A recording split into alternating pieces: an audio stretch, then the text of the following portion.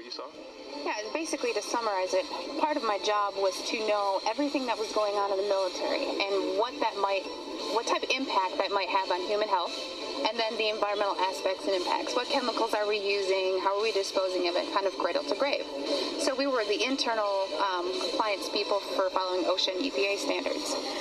One part of that process was to approve chemicals, hazardous materials. You know, what are you using? Why do you need it? Where's it being used? And tracking that disposal.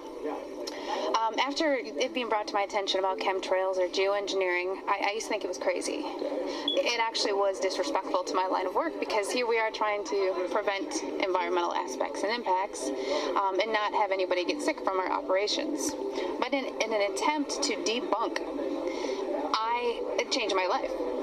I started noticing things. I started noticing large quantities on the system where I would approve chemicals that did not have a manufacturer name, wasn't tied to a building, and that was normal protocol. When I started asking questions, I slowly became demonized. Lost your job. After that, when I asked again and people realized I was kind of being more vocal about it on social media, I was starting to be thrown into a mental institution and have my daughter taken away. That changed my life. I no longer view the military the same way, and I feel like after 9 years of trying to uphold an oath, I'm able to do that now. Jet contrails are causing strange lines in the sky. What effects barium has on the body. Short-term exposure can lead to anything from stomach to chest pains. Long-term exposure causes blood pressure problems.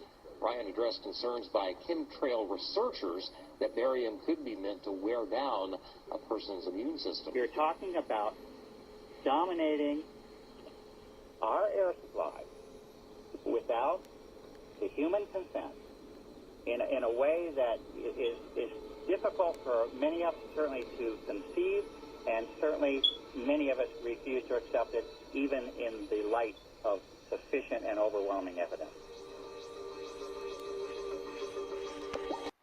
A commander who can control the weather has a weapon as powerful as any Air Force. During the Vietnam War, the U.S. military began seeding clouds along the Ho Chi Minh Trail to create floods and wash out North Vietnamese supply routes. It was known as Operation Popeye, and crews flew over 2,000 spray missions. I was told initially by a friend, he said his brother was in the military service. He said when there is these heavy spray days when there's lots of persistent contrails to keep his family inside, when they were outside exposed, to have them go in and take showers. And he couldn't talk about it. He couldn't explain more than that. We have extensive studies that the civilian aircraft, the airliners, were laying plumes that basically dissipated within seconds to 2 minutes. The military aircraft in the same airspace laid plumes lasting 4 days.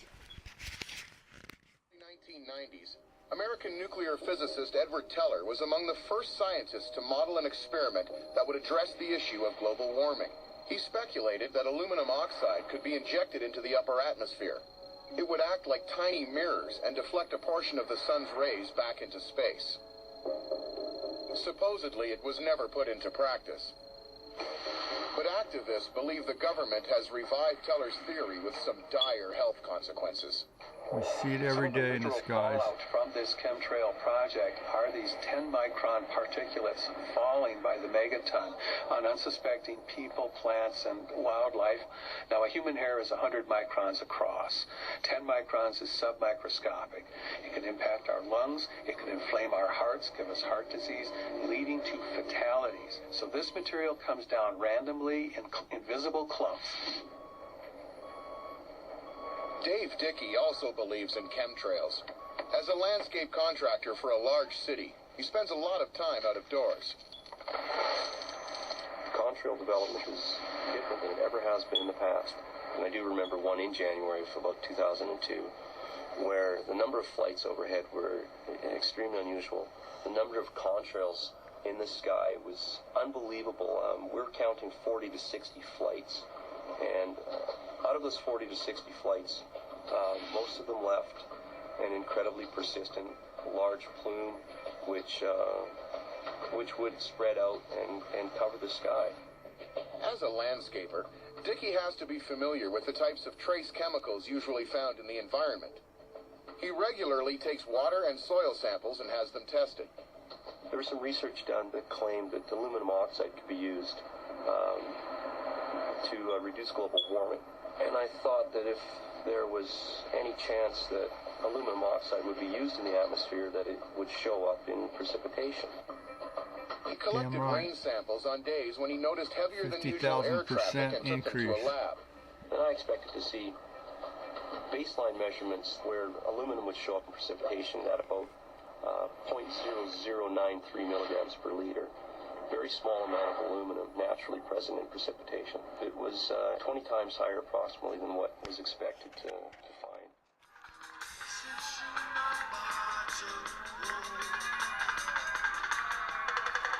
Listen to